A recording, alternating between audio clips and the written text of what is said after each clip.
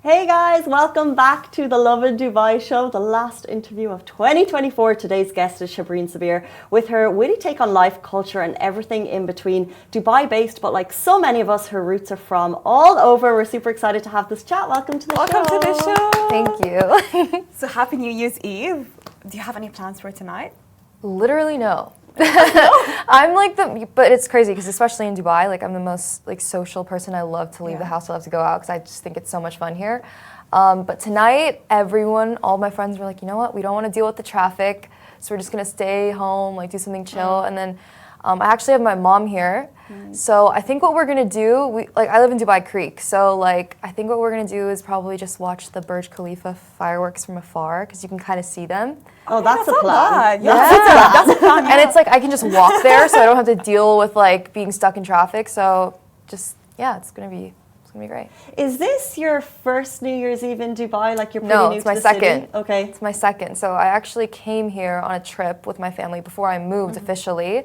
And I actually spent New Year's in Abu Dhabi, and it was breathtaking. Like it was like, I don't remember exactly where I was, but yeah, it was just incredible. Fireworks like I've never seen in my life before.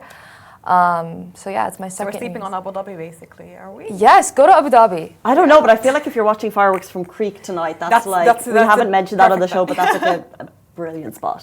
So is it actually? Yes. Yeah, Creek. Oh. Yeah. Didn't If you can see it from your house, you don't have to drive Yeah, you out. might exactly. And get stuck in traffic. Yeah. So why did you move here to Dubai? What's your origin story? Oh, so I started TikTok and content creation, like, I guess professionally, last year in like March or April, and I had no idea that I would ever move to Dubai, like never. I'd been here like as a kid because I have family here, but never as an adult, so I never really knew like anything about it. But I went with my family in last winter on vacation, and I just fell in love with the city. Yeah, I was like, this is like perfect. Like it's so safe. It's like every other city that I've traveled to that I've wanted to live, because I thought I was going to move to the US, honestly. I knew I wanted to leave my hometown, but I thought I was going to move to either like LA, New York, or Miami, like something like that. And then I realized that Dubai was like almost like the best qualities of all of those cities in just a much better place. The only thing is it's very, very far from Canada. It's like on the other side of the world, but yeah, that's basically why I just fell in love with it. You only started creating content last year. That's mind-boggling to me because, you know, to some people, like to your followers, like they probably, you know, we know you so well. But can we go back to your origin story of your content creation? Did you, I guess, 5 years ago, did you know you'd want to be a full-time content creator? No, not at all. 5 years ago, how old was I? I'm 24 right now. I was like 19. And I was like in university, and I honestly, like, I dropped out of college to become an actor. Like I wanted to become an actor. That was like my biggest goal in life. But I never knew that I was going to become like a social media content creator. Like that's something that I never thought of. I don't know what possessed me. Like I was going through like, I guess like something really hard in my life, and then it like just kind of pushed me. I was like, you know what? Let me just start posting on social media. And like the first video that I posted, it just blew up. And then every video after that just kept blowing up. And then I just kind of grew so quickly. And I was able to monetize off of it very early on as well. So then I really saw that I could do this as like a career.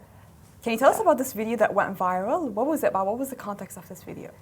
Oh, the first video. Yeah. Oh, okay. yeah. So basically there was this trend going around on TikTok. It was like dating an Arab girl or Middle Eastern girl or something like that, and it was like these crazy like toxic, you know, character traits, right? And then I saw these videos and I was like, okay, like there hasn't been like a Desi girl version. And I was like, why don't I just do it?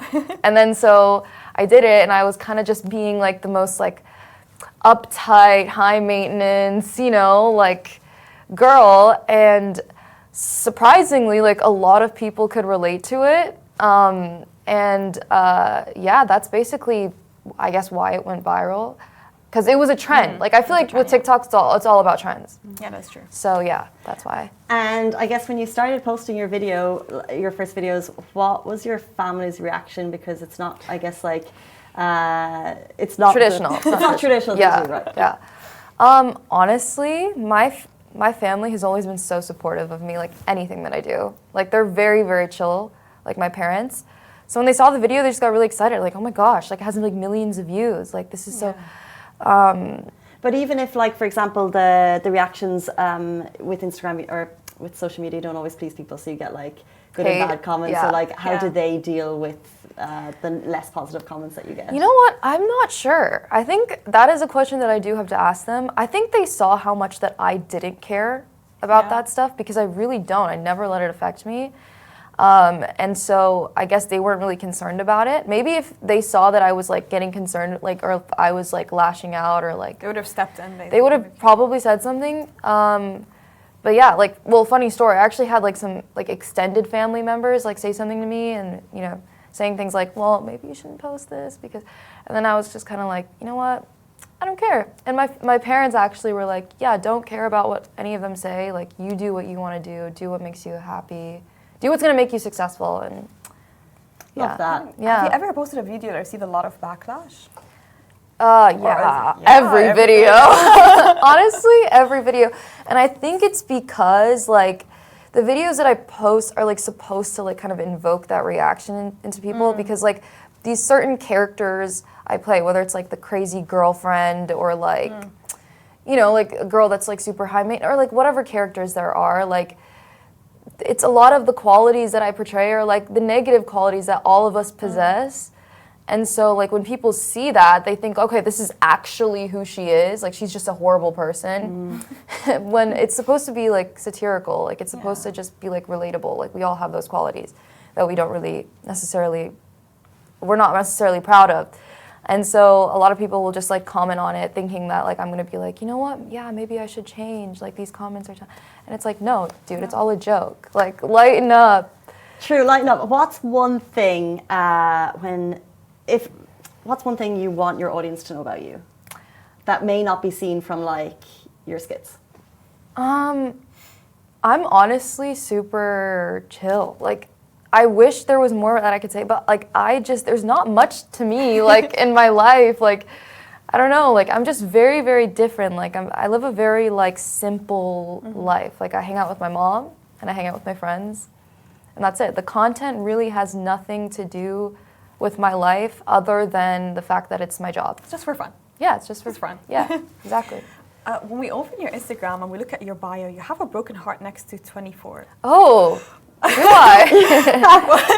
Can you tell us why? Why do you have it? I don't know. I think there's been several emojis that have like, you know, lived in my bio. I think like at one point it was like it was a purple umbrella, and like people were like very confused about that. But I get that question a lot. Like, why do you have the broken heart in your emoji? Like, are you heartbroken? And it's like, no.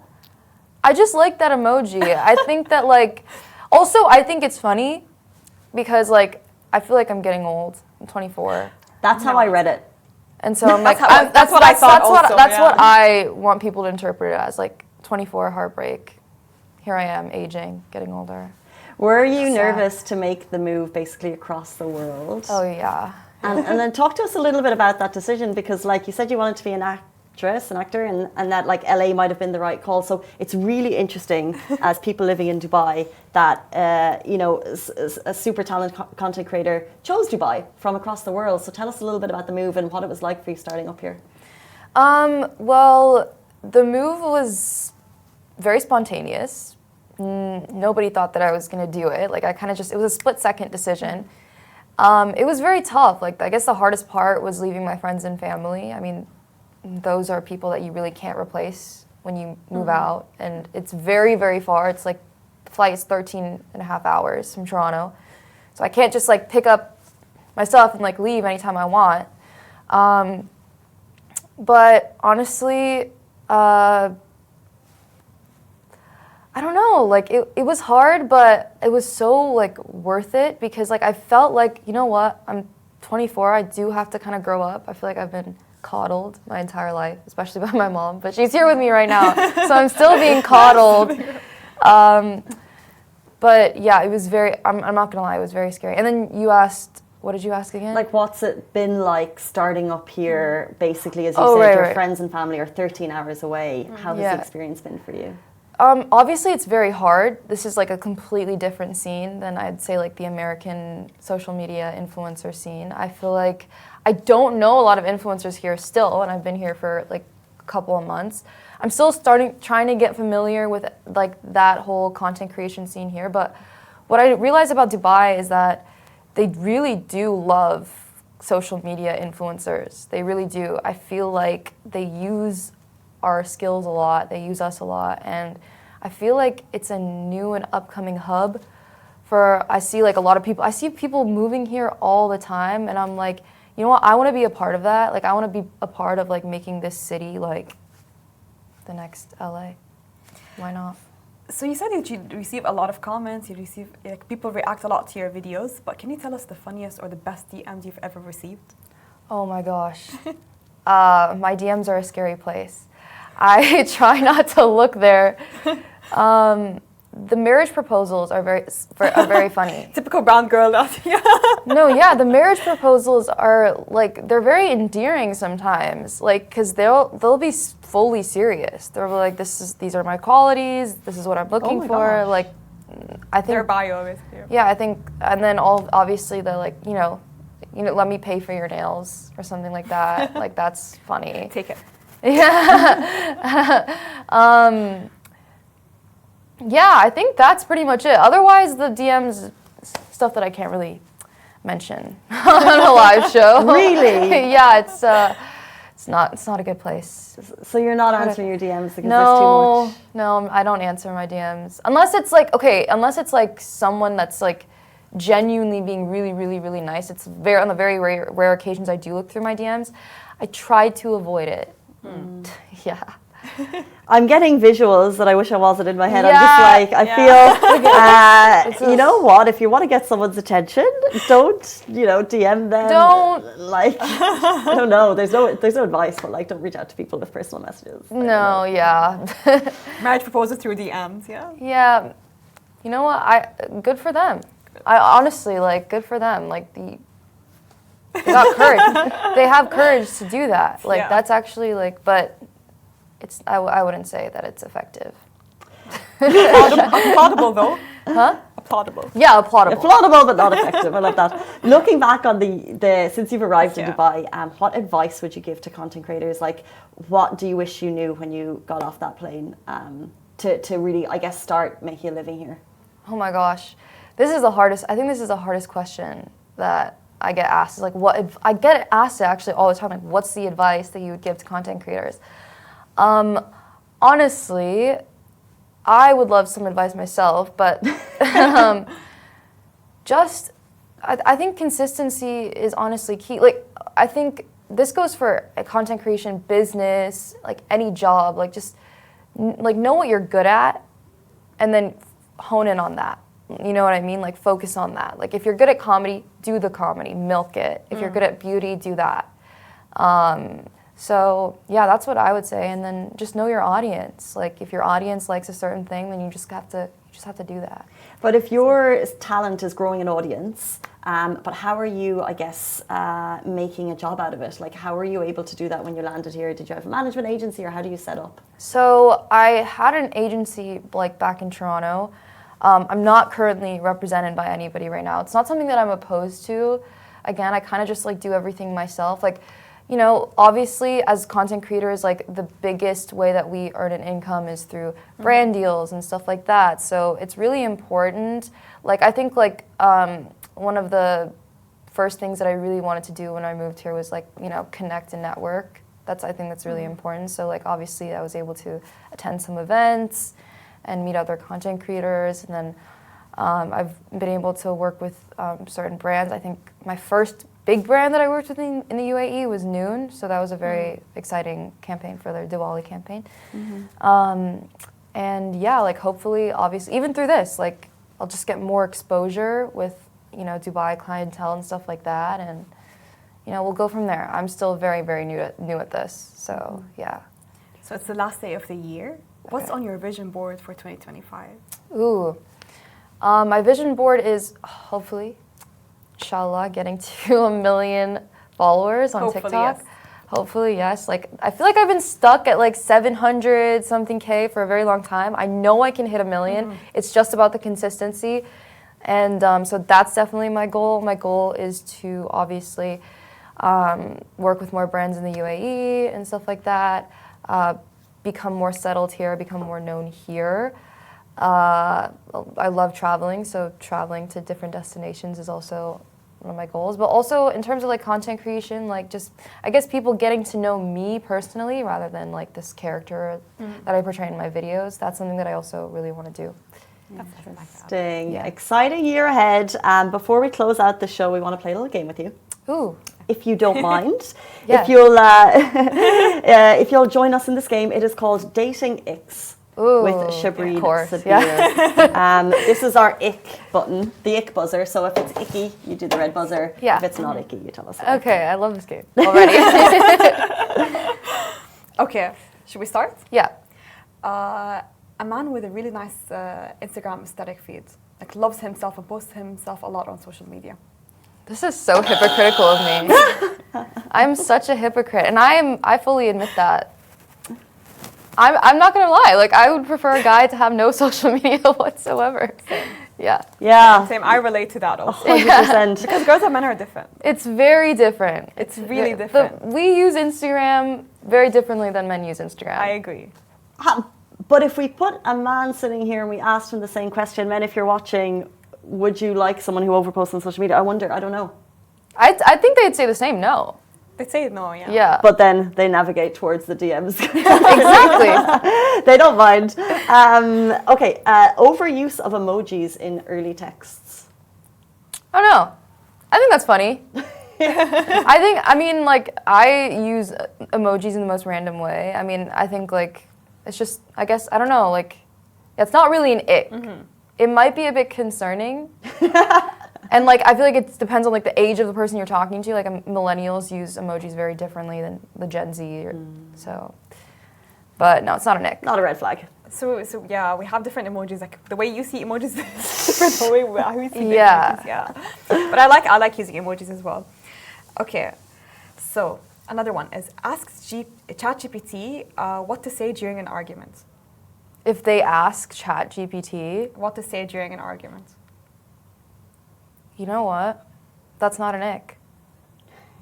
Because I honestly, like my friends have shown me like what they've used ChatGPT for, and it's like solid. I'm not gonna lie, pretty good advice. I honestly think that men could probably benefit from ChatGPT on healthy ways to communicate and argue, because I think that a lot of them lack that skill. But What should I ask ChatGPT basically? Anything? yeah, ask anything. You can literally ask ChatGPT, what should I feel do? like it's so weird. No, My what should I friend, do? one of my friends uses it for everything. She's like, what should I do today? And it will come up with like a whole daily routine. And it's like, Wow. yeah, So do you give this ChatGPT a specific scenario and they just answer it for you? yes, like a whole essay. I never tried that. No, do it. I find it's becoming so much part of the vocabulary that, like, rather than Google, I'll just check on ChatGPT. ChatGPT. Like, I'm Yeah. planning a holiday, I'm like, let me just see That's what so ChatGPT easier. thinks before I make any decisions. Flowers on a first date. Why would that be an ick? That's amazing. It's a lot, no? No, I love that.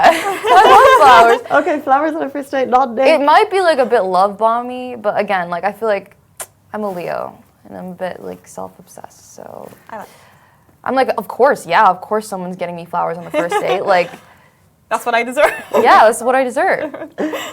Okay.